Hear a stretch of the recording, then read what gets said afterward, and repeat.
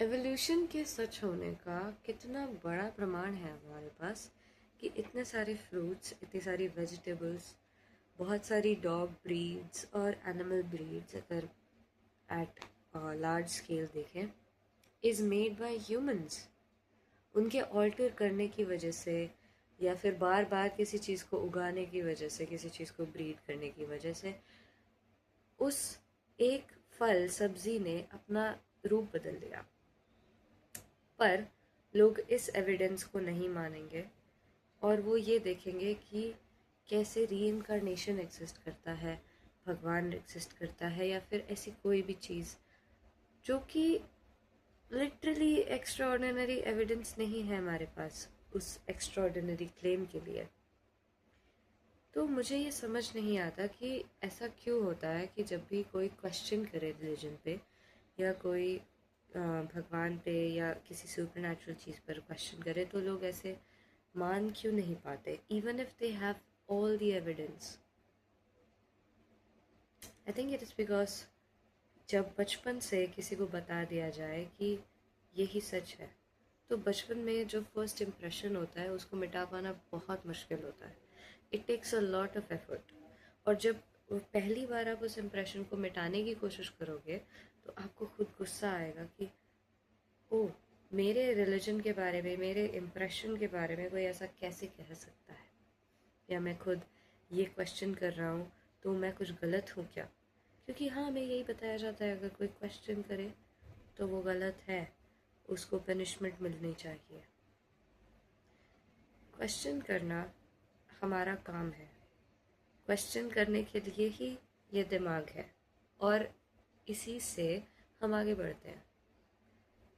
चाहे वो किसी भी टॉपिक पर हो, हमें क्वेश्चन करना अगर छोड़ दिया, we are not humans any more, we are just robots जो कि ऐसे पपेटियर्स के हाथ में है जो आपको कुछ भी बता के आपसे कुछ भी करवा सकते हैं। मैंने एक बहुत ही सुंदर कोट पढ़ा कि अगर किसी को ये बता दिया जाए कि उसकी सोल इमॉर्टल है तो इस ज़िंदगी में आप उससे कुछ भी करवा सकते हो और वो विलिंगली आपकी मदद करेगा।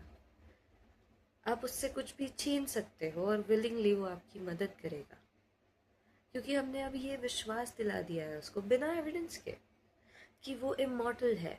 तो अगले जन्म में तो उसको इसका फल मिल ही जाएगा, तो अभी वो सब कुछ दे दे, अभी वो अपना सारा चैन दे दे हमें, अभी हमारे लिए पैसा दे दे, हमारे लिए अपना चैन दे दे, हमारे लिए अपना परिवार दे दे, हमारे लिए जॉब चेंज कर ले, हमारे लिए अपना सब भूलिया ही बदल दे, लेकिन अगले जन्म में उसको इस चीज़ का फल मिल जाएगा या फिर हेवन में जाकर उसको इसका फल मिल जाएगा या हेल में जाकर उसको बुरे काम का फल मिल जाएगा। If you make someone believe you can make them do anything, it's like hypnosis.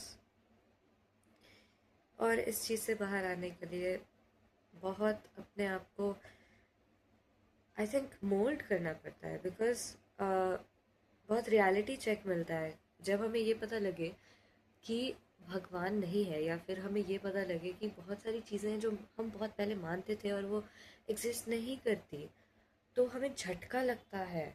और वो झटका बहुत ज़रूरी है क्योंकि हमें ये पता चलता है कि ओ, कितनी सारी चीज़ें मुझ पर ही निर्भर करती हैं और कितनी सारी चीज़ें मेरे हाथ में नहीं है।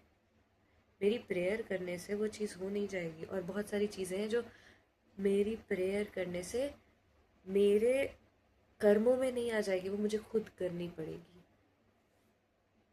तो it's hard actually to live without religion और विदाउट एनी बिलीफ और without any delusion. It's hard to live in reality. और लोग ऐसा तर्क भी देते हैं कि अगर रिलीजन बना है तो वो किसी रीज़न से बना है। जो ये चीज़ प्रूफ नहीं कर पाते कि भगवान है तो वो ये प्रूव करने की कोशिश करने लगते हैं कि रिलीजन क्यों बना।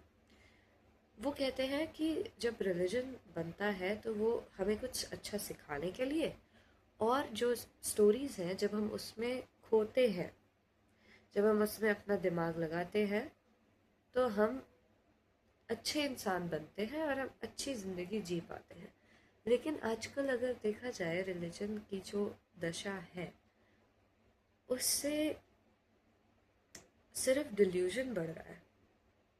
मैं ये नहीं कहूँगी कि रिलीजन अच्छी बातें नहीं सिखाता, वो जो कहानियाँ हैं उनसे बोध लो, पर उनमें डूबकर अगर ये मान लिया कि वही रियलिटी है और जो भी सामने रियलिटी दिख रही है उसे नज़रअंदाज कर दिया, तो मुझे नहीं लगता कि उस चीज़ का कोई फ़ायदा है। और मुझे नहीं लगता कि उससे कहीं से भी कोई खुशी महसूस होगी। At the end of the day reality सामने आएगी और तुम्हें वही झटका देगी, चाहे वो मरने के वक्त हो।